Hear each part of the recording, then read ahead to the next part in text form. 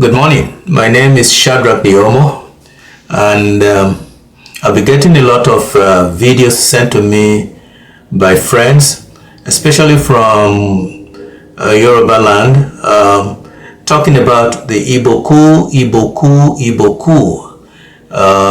It would appear as if the 1966 coup was done primarily by Igbo as an offense to the Yorubas. The Hausa Fulanis have put out a number of videos to condemn the Igbos for staging that coup. First of all, that coup was not really an Igbo coup. There were Yorubas in there. It's just that the number of people who participated in the coup, how many of them, by the way? That is NZEOGWU'S is always labeled as the leader of the coup. We also have Emmanuel Ifajona, Ademoyiga, Owatiegbo, Anufuro, Chris. Others were Captain Ben Bullier, Emmanuel Wabosi, and then Ogbona Uji. I also come to find out that somebody like Ganiyo Adeleke, Captain Ganiyo Adeleke, I believe, was also involved. The question that is not being answered in all these videos that I'm getting is why did the coup take place? What was going on in Nigeria then that led to the coup? Well, it's very convenient to forget if you want to blame somebody unnecessarily for what they're doing. The truth of the matter though is the Igbos did not stage a coup just for the fun of it. They staged a coup because there was a fight going on in Western region as at that time, and it was only in Western region, no other place, and it was so bloody, so bloody, we shall supply a number as we talk along, that they were forced by the love of nation and conscience to stage that coup. What was going on in 1964? December 1964, December 12th to be exact, Tafawa Balewa, the so-called Prime Minister of Nigeria then, came to Zik or went to Zik to ask him to shut down Parliament, that there was going to be election, general election on December 30th. And then he also went to Ayo Eswa. Ayo Eswa was the electoral commissioner for Nigeria at that time, and told him to get the country ready for general election on December 30th. This was December 12th, they said, but some records show that he actually went to these two people on December 18th, 1964. It was immediately clear that Aya Eswa protested to Tafawa Balewa that 2 weeks for a general election for the country like Nigeria, it was too short. He needs to reconsider. Zik also made the same representation to him, and that he needs to reconsider, that he has to postpone the election because the time for it was too short. Tafawa Balewa did not listen to Zik, didn't listen to Ayo Eswa. Now in the case of Ayo Eswa, he has to purge the voters register of people who have died, people who have moved away to other places who can no longer vote, and people who have come into the voting age or the legal voting age in the country.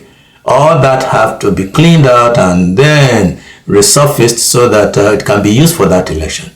There are a lot of other things to do, and 2 weeks was just too much. He told Tafawa Balewa that this election will not be fair, and that the way things are, elections have to be fair. Tafawa Balewa did not listen. So he went and did the best he could do.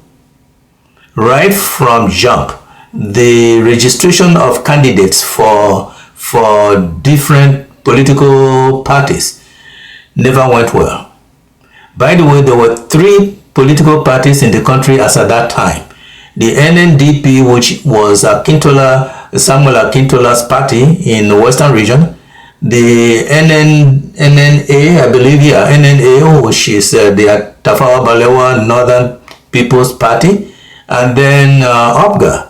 OGWU at that point, because Chief Obafemi Awolowo and the Action Group, who've been so attacked and reduced, OGWU was now what remained of the Action Group and the NCNC.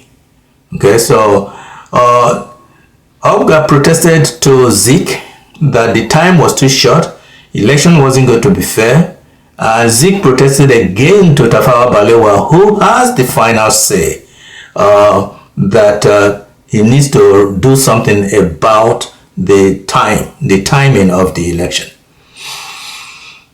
Tafawa Balewa didn't pay anybody attention. Said what he has said, and the election was going to go on nevertheless, no matter who protested. Well, this is not a village in the north. Nigeria is not a village in northern Nigeria. Nigeria is a country that comprises of different ethnic groups and 3 main regions. If a region boycotted the election, it was not an acceptable election. The result will not be acceptable anymore. But that was what Tafawa Balewa refused to consider.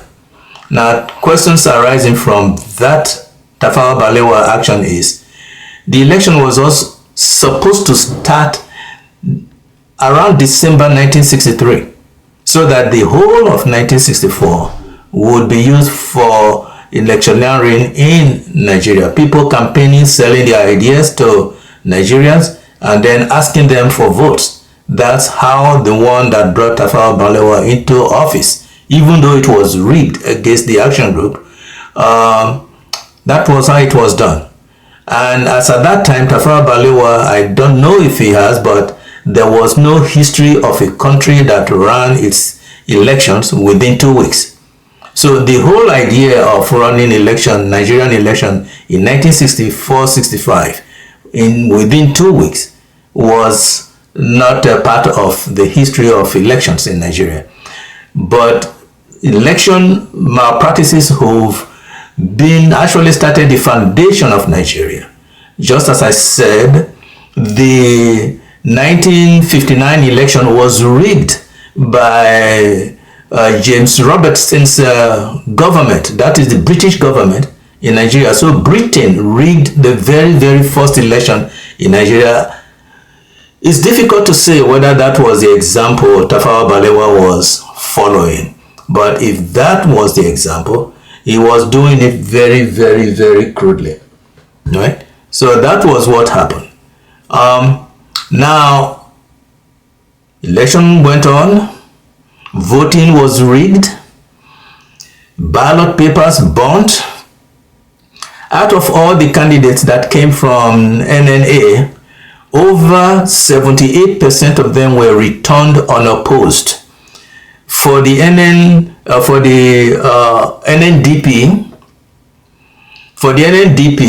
over 68% of them returned unopposed. OGWU boycotted the election. So nothing was going to OGWU. Now, if you remember, NNDP, the Akintola party and the Tafawa Balewa party had actually joined. That is, they formed one party but separate parties in name, and conducted this election as one party, as a matter of fact. So whatever benefited the North, because they are now members of the same branches of the same party, more or less, actually also benefited the Akintola branch of the whole thing. The whole thing was a fiasco, to say the least. It was a fiasco. The people weren't happy. Then came this fight. After the voting, only one booth in Lagos was opened, and because OGWU boycotted the election, not many people voted in Lagos, but just one booth opened, and so that was where voting took place. Samuel Akintola gave an order that all the ballot boxes in the state must be sent to Ibadan. Even that one booth that was open in Lagos where some of the OGWU members voted, as the story went, never made it to Ibadan. Ballots were burnt, even in Ibadan and other areas. Ballots were burnt, ballot boxes were thrown away, and that one single one from Lagos never made it to Ibadan. You can now see that the foundation for crisis was already set. That was the genesis for that fight. Okay, that fight metastasized to every part of Yoruba land, every part. It started, by the way, December 1964 and went all across December 1965 till January 15th, 1966, when the NZEOGWU'S struck. Now, many questions are coming from there.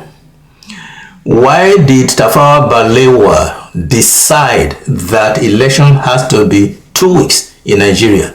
He didn't have any precedence that was guiding his decision.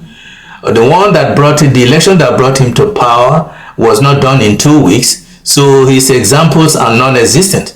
So he did what he had to do for 2 reasons. Either he was asked to handle the election that way so that it can be just as bad and rigging so that it leads to a fight like what was going on in Western region, or he was just so incompetent that he didn't care about what the outcome of such misbehavior. That would be my take. But there was fight everywhere, which was called Operation Wet Hair, in every town in Yoruba land. All for the whole year, 1964 December actually, till that 1966, that fight went on.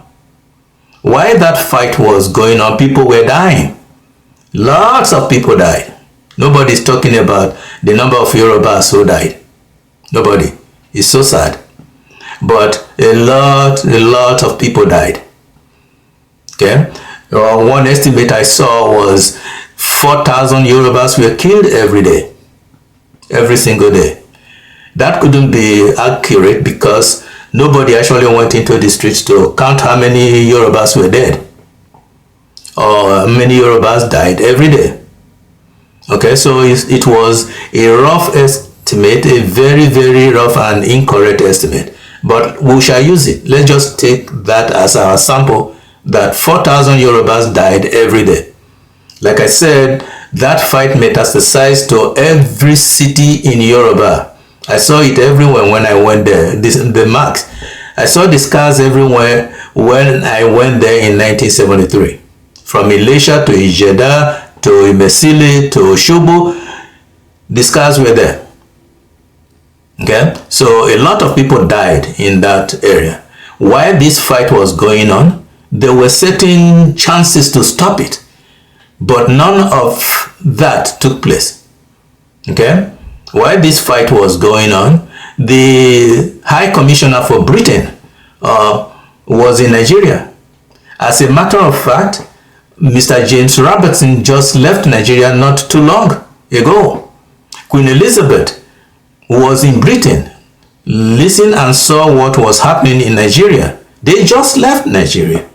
They could pride themselves on having created a country called Nigeria and ruled it for years.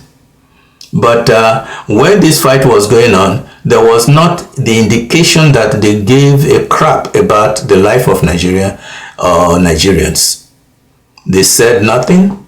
They acted like they saw nothing and did nothing. The High Commissioner was in Nigeria all that time, lived in Lagos, drove the streets to and fro work every day, passed dead Yoruba people in the streets, didn't give any mind to what he was witnessing. He said nothing, did nothing, saw nothing.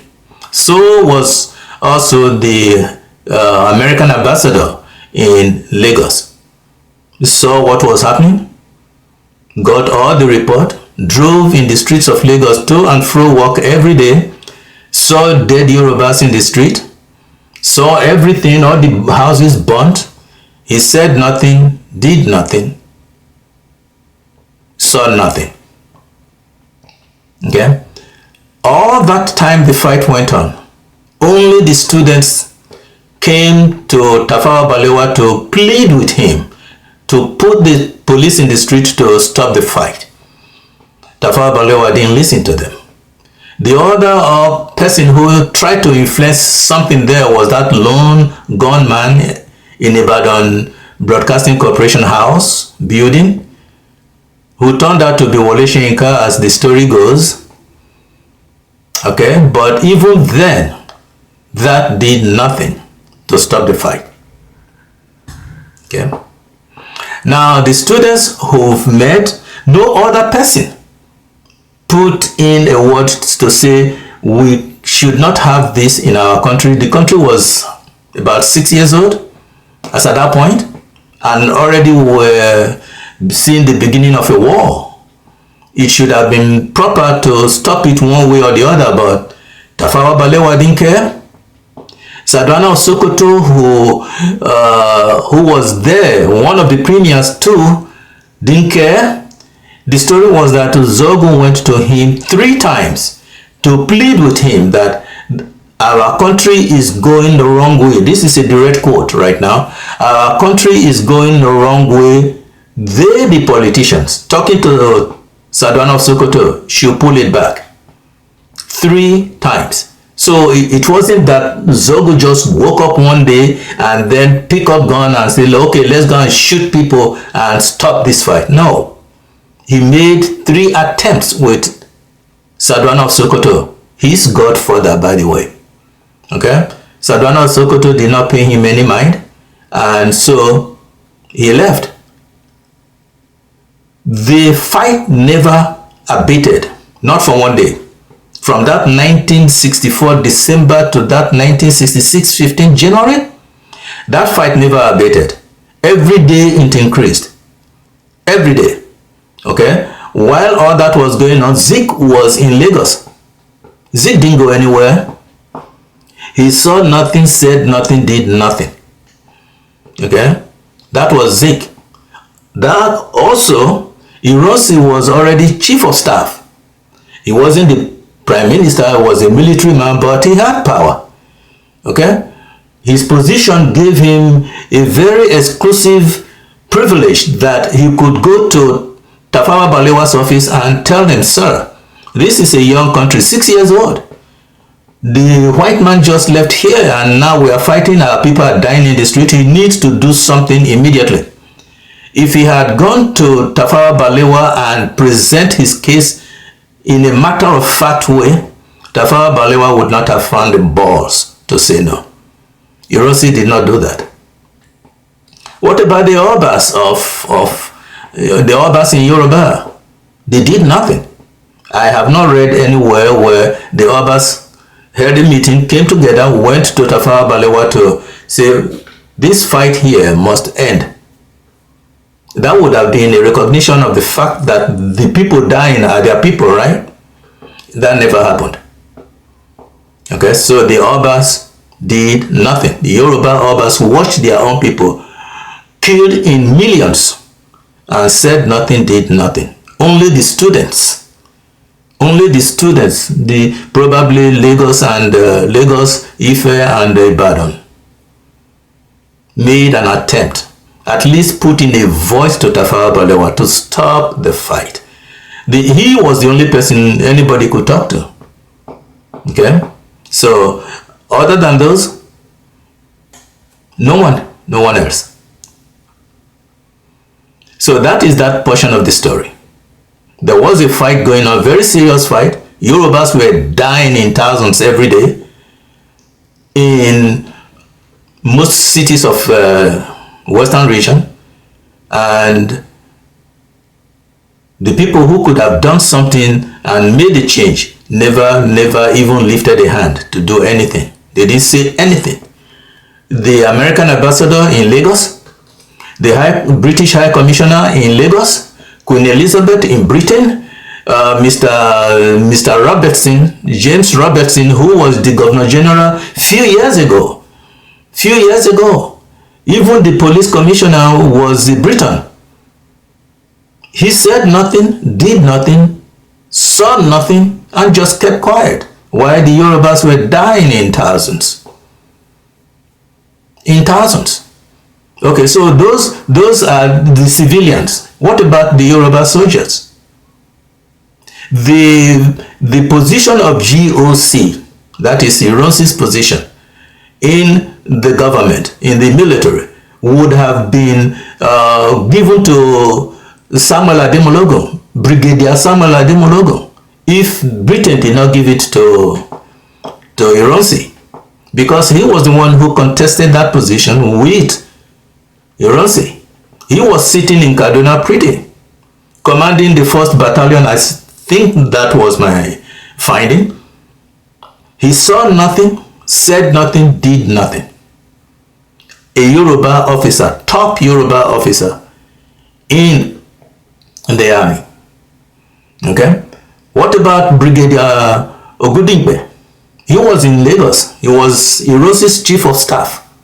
Drove through the streets of Lagos, to and fro work like the British High Commissioner and the American ambassador. A Yoruba man in uniform. People saluted. They made the way for him to pass. He saw nothing, said nothing, did nothing. Okay, so these are top Yoruba officers now. What of Olusegun Obasanjo? Olusegun Obasanjo was a military man as at that time, and he was a major like Major Ozogwu. Have you ever heard that Olusegun Obasanjo ever did anything to participated in any effort to stop the war? Was he not in Nigeria? He was. He saw all the Yorubas being killed. He said nothing, did nothing, saw nothing.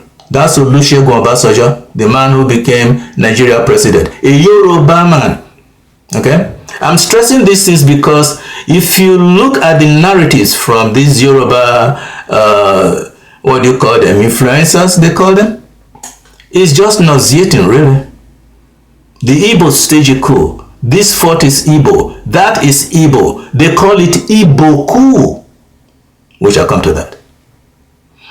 Okay? So, Olusegun did nothing. There were other Yoruba officers. Somebody like Sodende Colonel Yinka Adebayo, Lieutenant Colonel Adekule Fajiyi, Commodore Adewale Way, Major Mobolaji Johnson, and then who is that? Fenyo.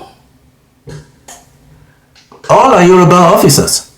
If only one of these had gone to Tafawa, had the nerves, not even the nerves, was angry enough at what was going on and went to Tafawa Balewa to say, "Sir, stop this shit," Tafawa Balewa would not have found the balls to say no.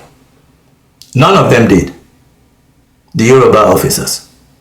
I have never, since I've been thinking about this, I have never understood where that malicious, callous indifference of these Yoruba officers came from.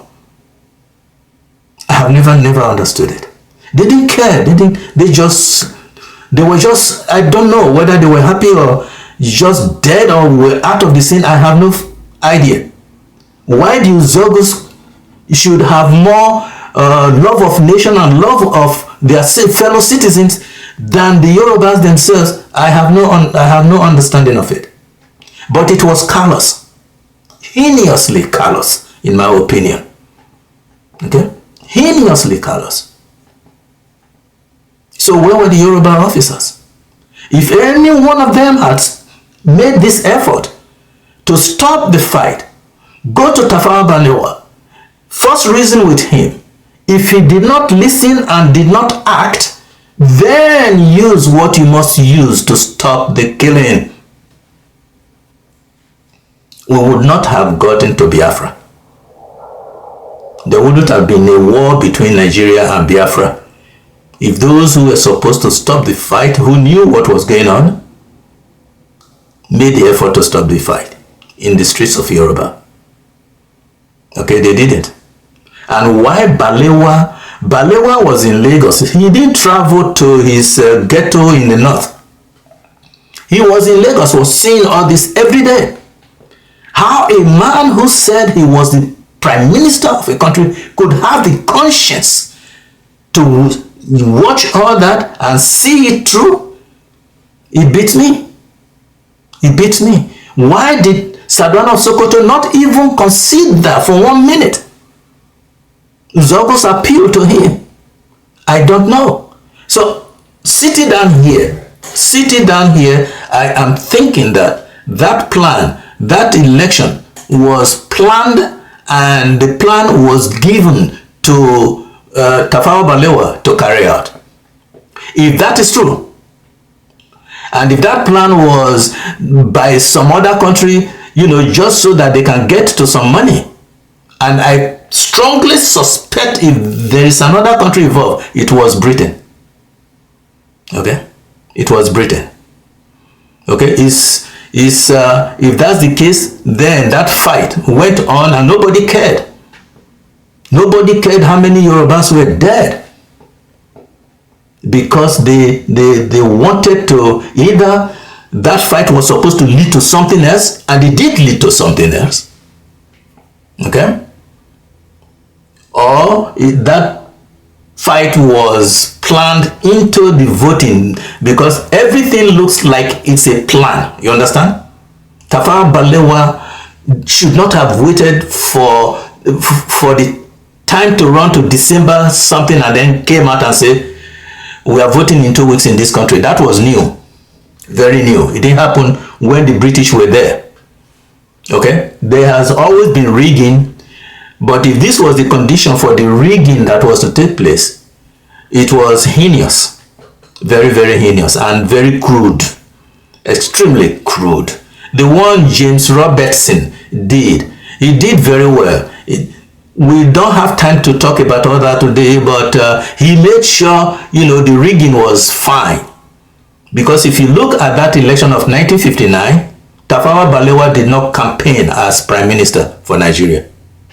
The only 3 people who campaigned in that election were Chief Obafemi Awolowo, Dr. Nnamdi Azikiwe, and Sardauna of Sokoto.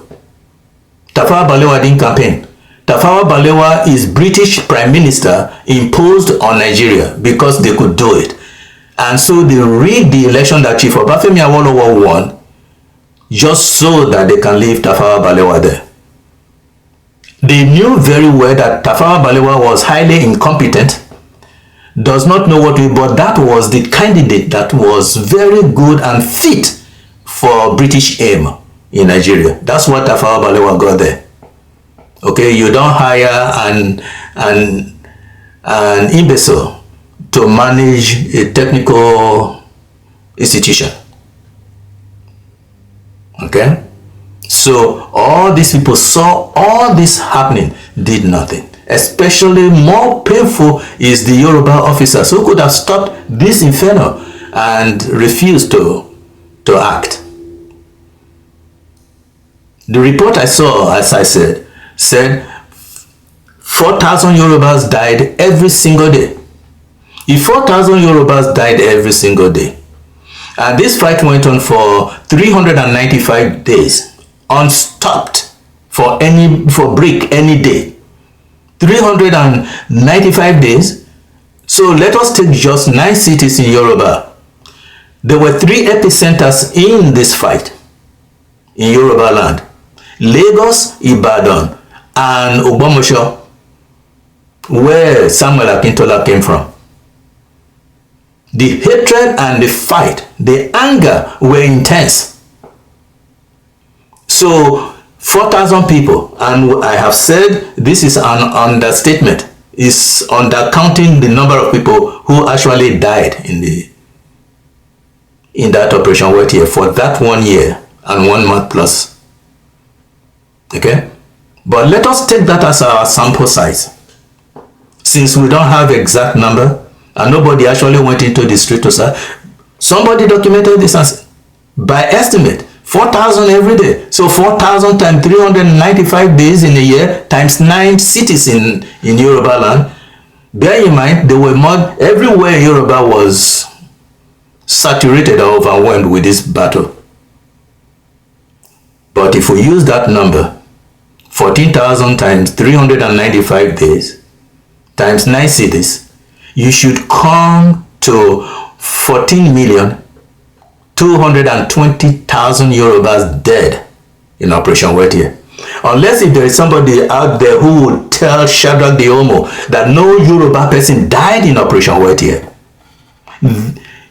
If there's no such a person, then the narratives coming from the Yorubas especially is heinous. It's heinous, it's wicked.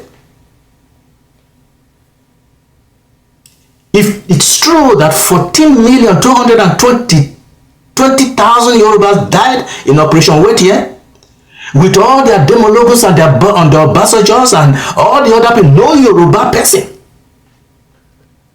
did anything to stop this. The students cried out. Nobody listened to them. Wole Soyinka went to, that did not affect anything. 14,220,000 Yorubas dead. And the top Yoruba officers in the military were dumb, deaf, and stupid. Didn't give a crap about their own people.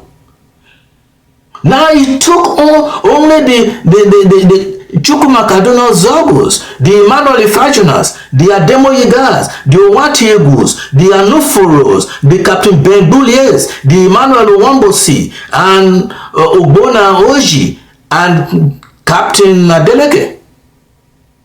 2 Yorubas among the rest of the people who stopped this fight.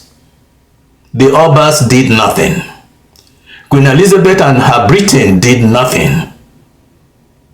The military officers, top officers, Yorubas had top officers, more than the Igbos in the military as at that time. All of them did nothing, said nothing. They must have so devalued the lives of their fellow Yorubas that they didn't give a crap. So are the Obas.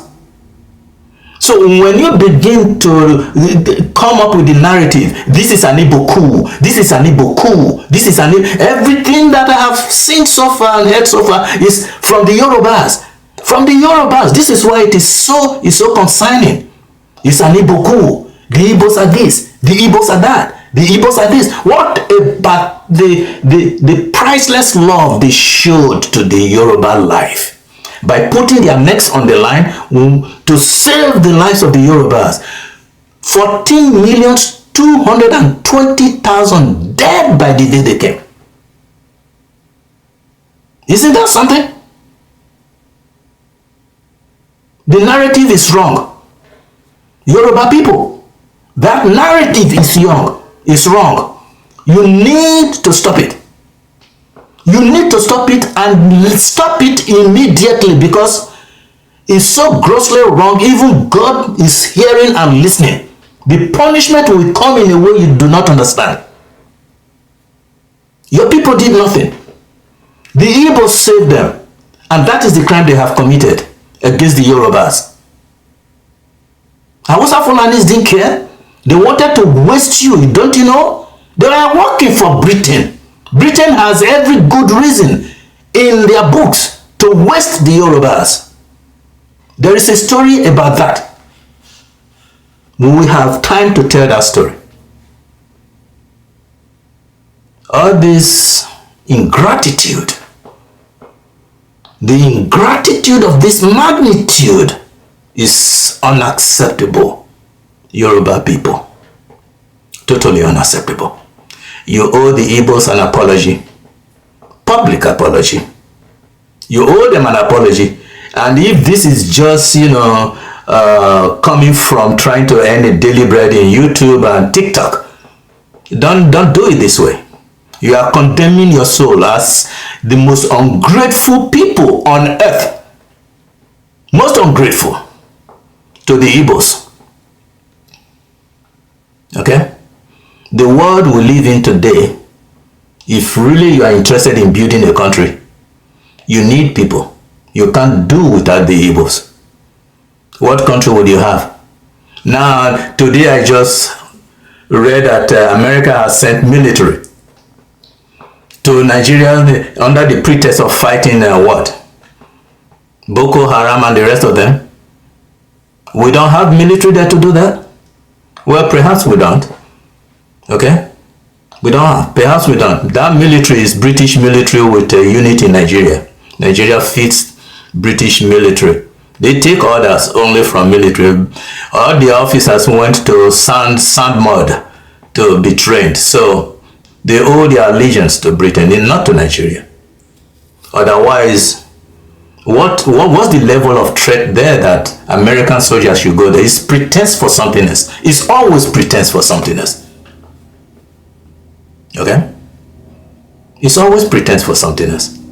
If the jackass there is not doing anything, not calling the military, not using the military, we're paying them. Not using the military to fight the threats of the country. Is he trying to revenge that Operation Wet here on the Hausa Fulanis? Because the Hausa Fulanis have a hand, direct hand, in trying to, eliminate, if probably just reduce the numbers of the Yorubas. Because, okay? So, all that narrative is very wrong. Omoduduwa, you owe the Igbos a public apology. You need to get closer to the Igbos. They will be better gatekeepers for you than the Hausa Fulanis. The Hausa Fulanis, go take a look at their history. This is not a condemnation of a section of Nigerians. So this is just putting out the truth as the truth should be told. The Hausa Fulanis they have no understanding of the meaning of a country as it relates to the individual, the collective humanity, and God himself who created the land we call our country.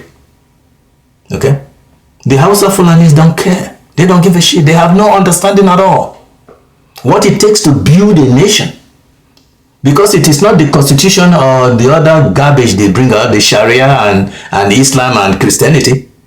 It is a human being. First you have to reach him where he is. So there is stupidity to go around. So much of it really. Is very annoying. And it is unsafe for Nigeria. Everybody is crying now. There is hunger everywhere. Why should there be hunger everywhere? Nigeria is promoting herself as one of the richest countries in Africa, and yet Nigeria has poorer people and unhappy, hungry people more than Burundi, the country in Africa that they say is poor. Nigeria has poor people, more poor people than Burundi. Try and make a sense of that. Reconcile that for me. So if you want to build a solid country, it's always by the human effort. Okay? It's always by the human effort. That is why the philosophers and the Magis who say that it is always by the brotherhood of man under the fatherhood of God. That's not an empty statement. It's building a country is always going to be by the brotherhood of man under the fatherhood of God.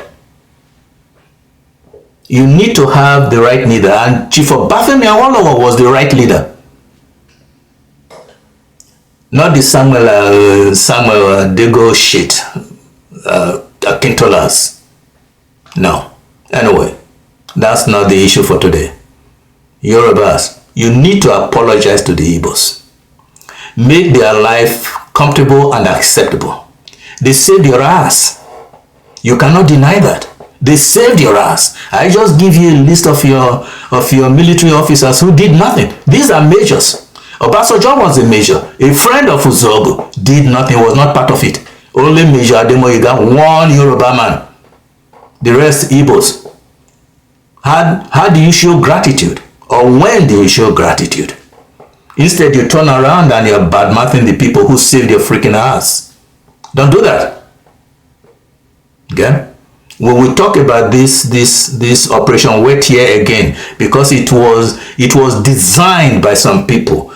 The action of Tafawa Balewa had a lot of meaning. You need to take a look at that action again. Waiting till December 18 to say now we're going to have the elections, and all the fight that happened. When all the fight was happening, Britain did not say anything. America didn't say anything. But just when the NZEOGWU'S came and then had to stop the fight, Britain and America were now, poisoning the minds of the Hausa Fulani people to take revenge. They can't just stay there, But if they, so why were they asking them to take revenge, but not stop the fight? So if they did stop the fight and now they are telling them to take revenge, and they did take revenge, that fight was created by them for something else. And you saw this something else when it happened. Because they did take revenge. Okay, another marker you should take note. I'm talking especially to the Yorubas now. Another markers you should take note of is after the Gowons and the Hausa Fulanis had taken their revenge, killing all the Igbo almost all the Igbo officers in Abeokuta and in other places, killing Ironsi. They said they were leaving. They don't want to be part of the country anymore. Guess who told them to stay, that they can't go anywhere? Britain and America. Shouldn't that tell you that that Operation Wet Here was actually staged as a means for something? They used Tafawa Balewa and Sardauna Sokoto, Britain, I'm talking about Britain, used Tafawa Balewa and Sardauna Sokoto as baits in their hooks to get Nigeria from Operation Wet Here to war between Nigeria and Biafra. And you're asking me why? Why shouldn't you know? All the military wear, all the arms and the bullets and guns and planes we bought from Britain. Britain made billions from Nigeria in that war. That was why. That was why. Tafawa Balewa may not know, but for him to be told, no, declare this, on the 12th of December 1964, he knew there was going to be a problem, and all that, rigging that took place, he knew there was going to be a fight. There had been a fight in that Western House before. So the British knew very well how to use these Yorubas to create havoc in Nigeria, and how to use the Hausa Fulanis. They pretend to like a lot, to manage it to such a point where somebody will come and try to stop the fight. And the NZEOGWU'S came. And they happen to be just Igbos for the most part. They did it not because they hate the Yorubas or anything or wanted to create. No, they not unwillingly, they walked right into the plan of the British. Because somebody had to stop the fight. And to stop that fight, somebody was going to die. The managers of that fight, those creators of that fight, all those who did not do anything, were going to die. I mean, it's so nefarious. It's impossible to think about. This was British plan. And they made billions from that war.